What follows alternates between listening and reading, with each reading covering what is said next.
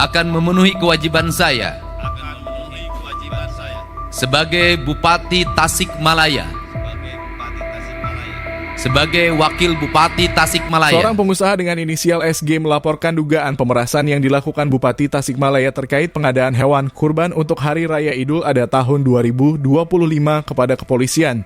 Kronologi kejadian bermula ketika SG mendapat proyek pengadaan hewan kurban untuk Idul Adha 1446 Hijriah di Kabupaten Tasikmalaya berupa 250 ekor domba, 100 ekor sapi, dan 2 sapi jumbo. Pengusaha tersebut kemudian melakukan pengiriman hewan sesuai jumlah yang disepakati dengan Pemkab Tasikmalaya. Namun sebelum pengiriman hewan ke calon penerima dan lokasi dilakukan, pihak Pemkab meminta sejumlah hal di luar kontrak yang tertera dalam e-katalog.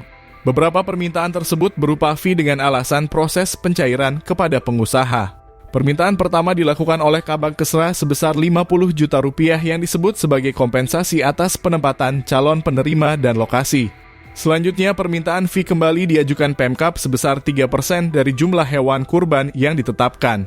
Pengusaha akhirnya menyerahkan uang sejumlah 126 juta rupiah sesuai arahan Kabag Kesra yang diambil oleh orang suruhan Bupati bernama David dengan alasan untuk proses pencairan.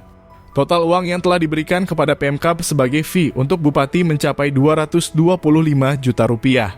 Kuasa hukum pengusaha menyatakan bahwa kliennya menjadi korban dugaan pemerasan oleh Pemkab Tasikmalaya dengan nilai uang yang cukup besar. Laporan ini diajukan karena sejak awal proyek sudah banyak permintaan di luar kontrak, termasuk permintaan uang dari Kabag Kesra Teguh dan David yang merupakan orang suruhan Bupati. Pengusaha dimintai sejumlah uang dengan variasi nominal sebagai fee sesuai pagu anggaran yang akan diberikan kepada Bupati Tasikmalaya. Setelah memenuhi permintaan uang, pengusaha meminta pembayaran proyek kepada Pemkab Tasikmalaya, namun hingga 2 Agustus 2025 pembayaran belum direalisasikan meski pekerjaan sudah selesai sejak 6 Juni 2025. Kasat Reskrim Polres Tasikmalaya membeberkan telah menerima laporan pengaduan dari kuasa hukum pengusaha dan mengatakan surat laporan masuk melalui mekanisme resmi di seksi umum.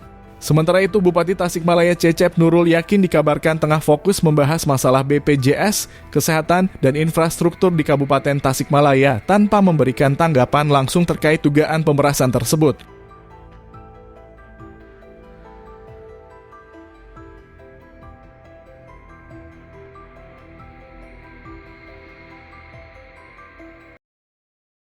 Download Tribun X sekarang, menghadirkan lokal menjadi Indonesia.